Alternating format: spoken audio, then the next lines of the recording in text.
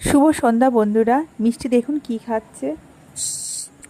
ওর পাপা লালিপাপ নিয়ে এসছে, ও সেটা খাচ্ছে। দেখুন লালিপাপ খাওয়ার আবার কত রকম স্টাইল। মিষ্টি ঘুম থেকে সবে উঠলো, একটু পরেই বের করতে যাবে। মিষ্টির পাশে একটা গ্লাস আছে, গ্লাসে আইসক্রিম রাখা। গরমের বিকেল, আইসক্রিম খেতে মন্দ লাগে না।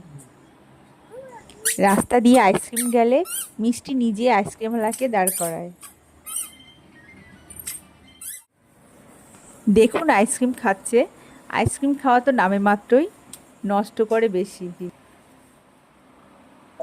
আইসক্রিম খাওয়া হয়ে গেলে দাদান ওদিকে রেডি, দাদানের সাথে বের করতে বেরোবে।